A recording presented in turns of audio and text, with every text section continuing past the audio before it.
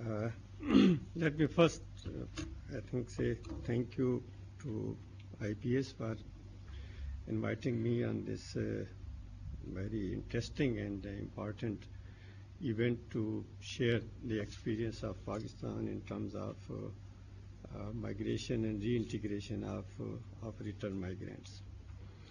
What I have done in this presentation basically tried to address the three questions which IPS has given in its concept note. The first was, how do channel of recruitment affect workers' vulnerability while abroad?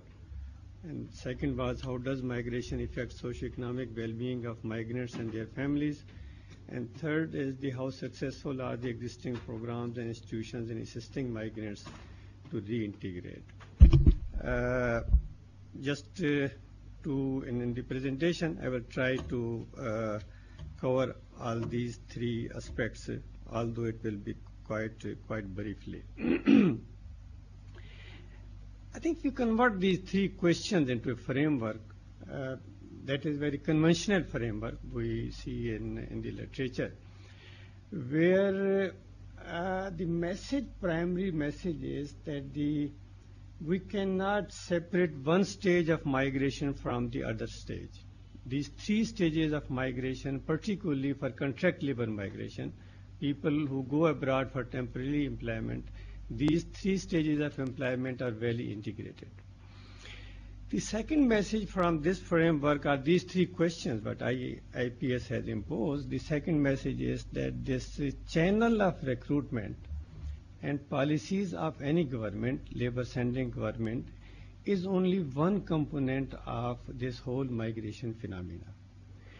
Main stakeholder of this migration phenomena are the migrant himself or herself, particularly the migrant and their families. I think this framework has nicely been interpreted by the third speaker in your video. If you see the last sentence what he has said in the video, that sentence was that for success of a migrant, background, management of migration, recruitment and motivation of workers. I think these were the 3 or 4 which he covers all 3 phases of migration, and he described quite nicely that these are the quite important in terms of achieving from migration what we want to achieve. So I think the message in these 3 questions which I got from the IPS and in this framework is that the recruitment, channel of recruitment and the policies of the governments are important, but we need to see their importance in the whole, I think the three phases of migration. I'm not going to detail, otherwise we will be spending most of the time on this framework. Now, just for background about the Pakistan migration, 3-4 things I would like to share with you. Like in the case of India and Sri Lanka and Bangladesh and many other countries of the region, about 7 million Pakistanis are working or living abroad, and half of them are in the Middle East, and the remaining half is in Europe and North America.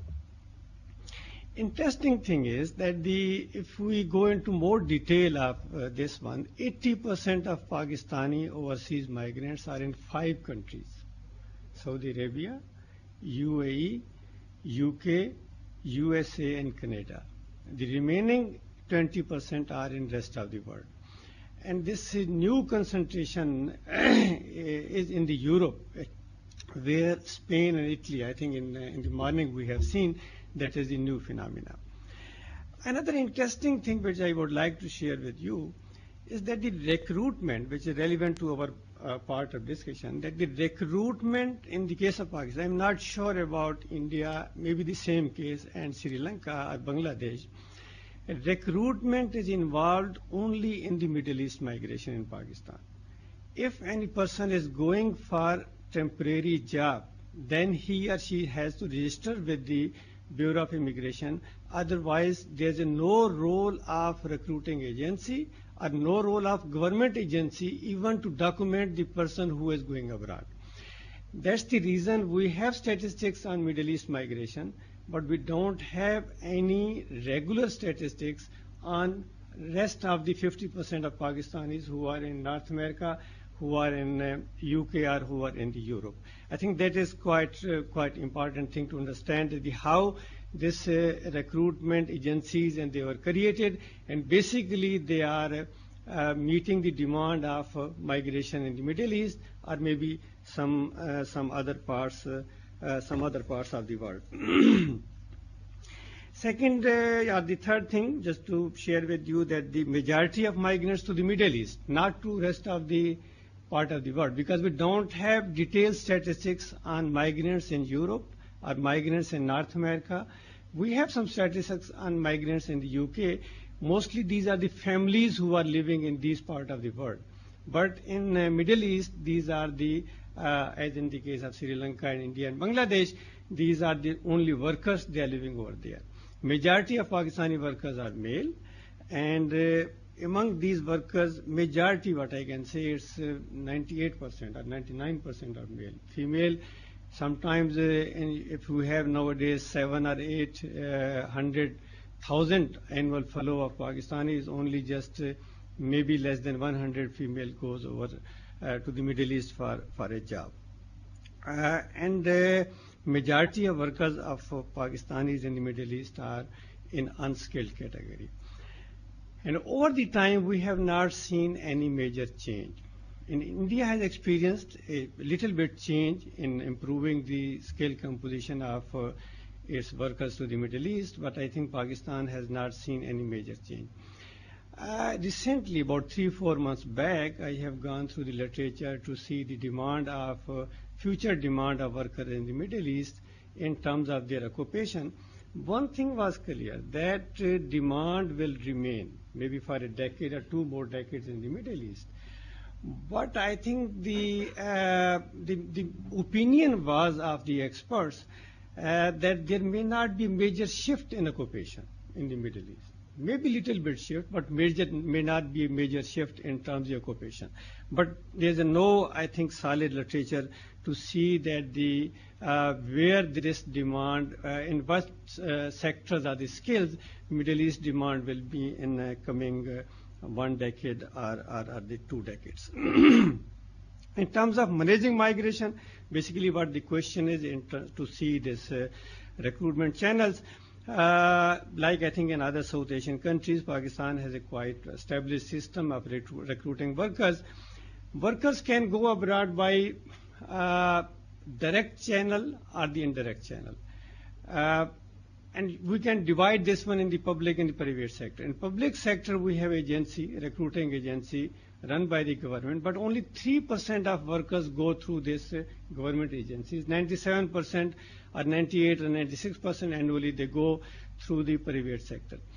In private sector, in this paper, particularly in this study which I did a few years back, we divided workers in 3 categories by channel of recruitment. One is going through the overseas employment promoters, what we have listened in the first presentation of this session. And the second is the persons who obtained their employment through by applying directly to the employer. Basically, if there's advertisement in the newspaper, or they contact the employer, they get job directly. And even in some cases, employers come over Pakistan and they interview the potential workers, they hire them. And third one is, which is quite important, is securing overseas job through friends and relatives. It means there's a mediatory, but the mediatory is mediation done through you are a person, you know that person is a friend or a relative. And I will show a little bit exploitation by this group as well. It's not only overseas promoters who exploit the workers, but I think friends and relatives, they are also a source of, sometimes a source of exploitation as well. So these are the 3. Fourth category we can say are those who go abroad illegally or stay there, they prolong their stay after the end of the contract. So I think we can have this 3 or 4 broad categories. I'm not going to detail how they are recruited. I think it's almost similar in most part of the world, in Philippines and South Asia, and there's no difference in terms of the recruitment process. Here I would like to share with you a few statistics, maybe interesting for you. If you see this slide, out of the total workers which we interviewed, again it's not representative survey, it's a purposely selective survey, and because representative survey you need a lot of resources which generally are not available to the researchers. I think if you see this slide, the first one shows, if you see on the top one, the friends, OEPs and direct visas, what I have with me is that the 45% of the total return migrants, they went through overseas employment promoters, and 21% went through friends and relatives, another 20% they got through their direct visa, and 14% were illegal workers. So that was the major thing. But here the message is, signing is a contract in recruitment system. I think recruitment system has roots in the indentured system, going back to the 19th and 18th centuries, where Indians and Chinese, they used to work at quite a large scale. Signing a contract is quite important thing, but here we can see that the signing of a contract is not a very common phenomenon. Even the people who have obtained their visa directly, they did not sign the contract, or even they cannot report that we have signed a contract. And the person who went through friends and relatives, only 1 quarter they signed the contract, and the remaining they just went abroad just on verbal contract, maybe that you will come over there, you will get this type of job, and we will give you this much pay. But more than 3/4 said we understood the terms and conditions of the contract across these three categories, and the contract was not available with these majority of these workers. Then in this survey we explored about the how their contract was honored when they entered in the Middle East. I think here I mention another very recent phenomenon. I don't know about Sri Lankan experience. That in the Middle East case, a new phenomenon is to have a new contract when they arrive at their destination. I think it happened in Dubai. It also has happened and is happening in Saudi Arabia as well. And we don't know what is the logic of signing a new contract. When a contract has been signed when you are in the country of origin, but now even the two new things are also emerging. One is the reassessment of skill level, and the second is a medical test. Medical test is carried out when a person is in the country of origin and the home country. But I think the new phenomena is having a medical test, skill assessment while they are at the destination. And sometimes the result of this whole process is reduction in the monthly salary. That the assessment may say that your skill level is low, and you have a lower level of, you can say, in skill category, we promise to give you this much money, but we will giving you lower to this one. But anyhow, that's the thing which is happening. When we ask about about the implementation of the contract, salary was more or less according to the contract. In the case of Pakistani workers, even in friends and relatives, OEPs and the direct visa, they informed that his salary was 90 or more than 90%. They were close to what they were given over there. But if you see here, the percentage provided free accommodation, that was also according to the contract. Like I have figure with me that like in the first case, 58% was reported that we were promised to give the free accommodation. The free accommodation was given to them. And same is the case for medical care. That when it has been written in the contract, then the reported, I think the report given by the return migrant is that we were provided free accommodation, we will also provided free medical services. But here the important issue is that about half of the person, they were not even promised in the contract that they will be given accommodation or the free medical thing. So when if it's written in the contract, then contract is followed. But if it is not written in the contract, people are not given. And these 2-3 things are quite important in terms of vulnerability of workers. When they are at the destination, in Saudi or in, you can say, in Dubai or the other country, and if they don't have accommodation or even the medical care, then they have to spend a lot of money on these issues. On working condition, like the first speaker, I think what I was thinking, the statistics more or less same. That although 70 or 80% people said that the working conditions were according to their contract, but there's a violation, you can say, in the case of 1/4 or 1/3 of migrants who are reported some sort of violation in terms of the working conditions. And these are the things which we can the working conditions. And these are the things which we can see in our press and many other places.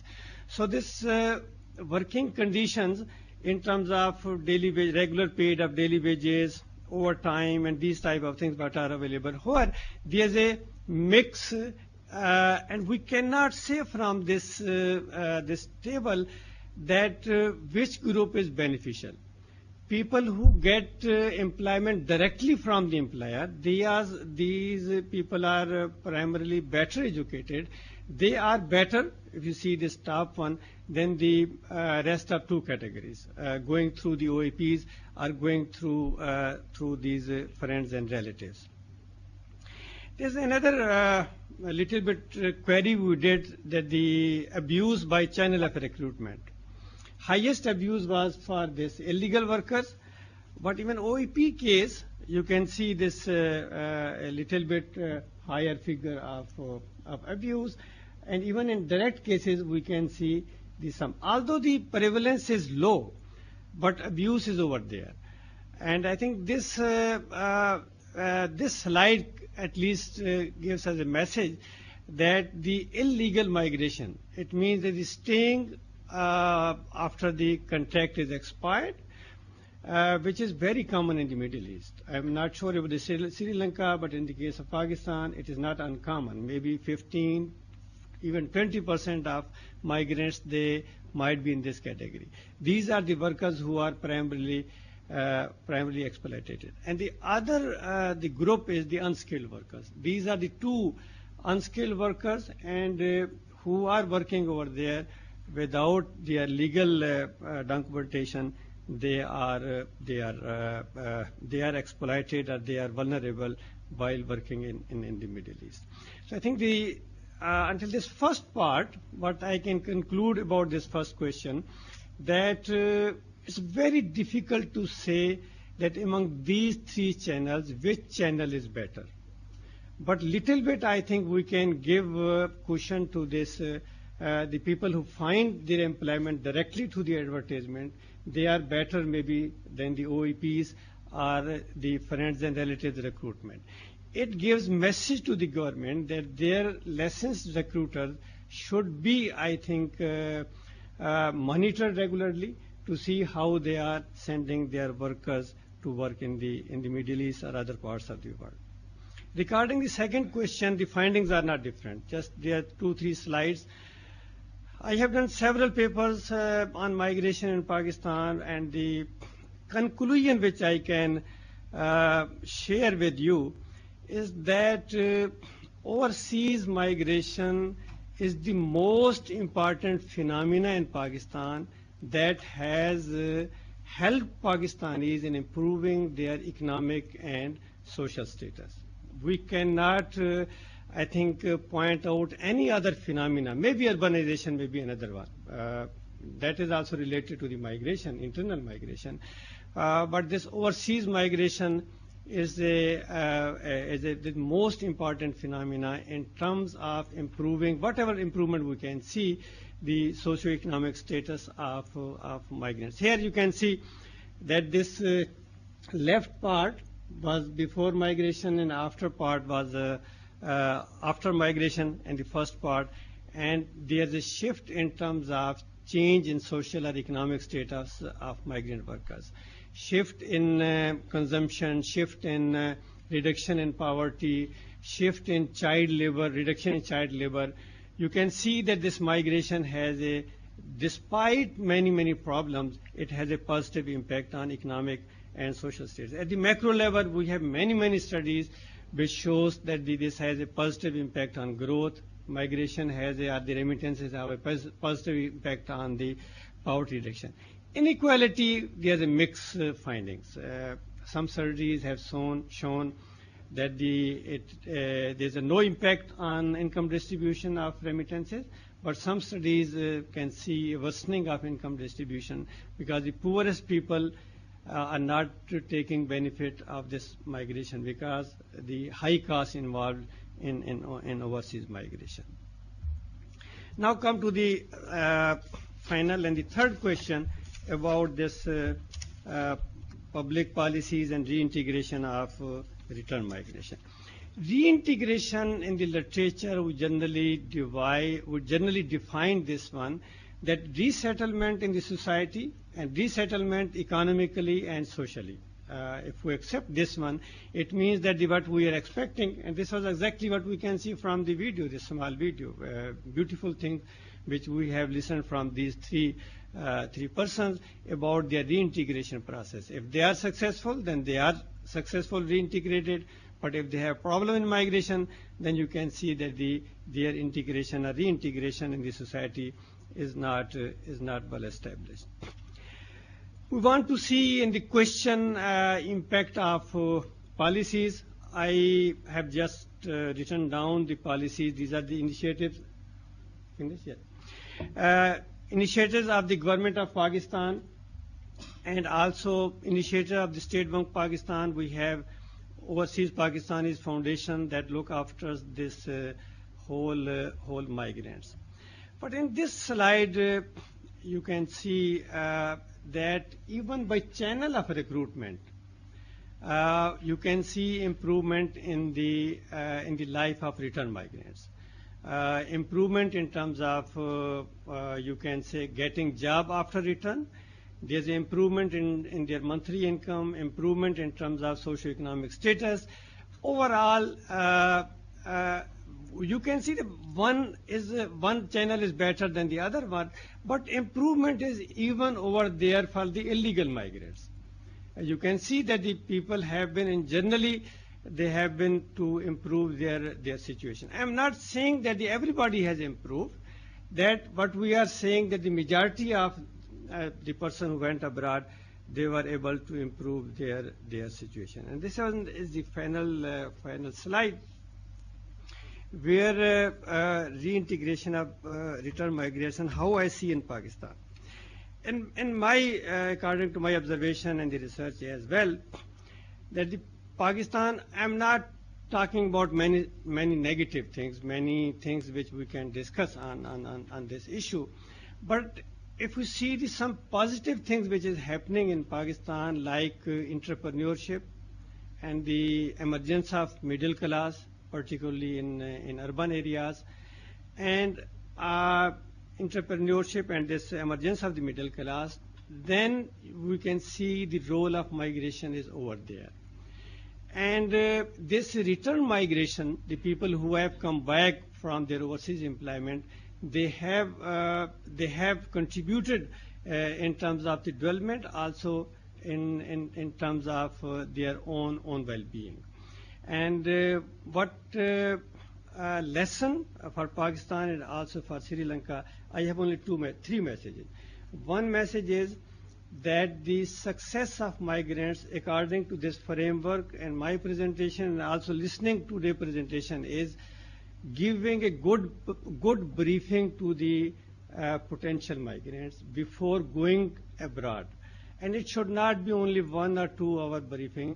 I think it should be quite a 2 or 2 hour briefing. I think it should be quite a 2 or 3 times briefing, and telling these people that your success depends how do you manage your migration phenomena. That is the key thing. Second phenomena is that the government should try to develop an exploitation-free system. If we have a recruiting system where exploitation is low, then we can manage migration better, and people can benefit this one better than we are doing this one. These two things, in my personal opinion, can improve the status of country and also the status of migrant as well. Thank you very much.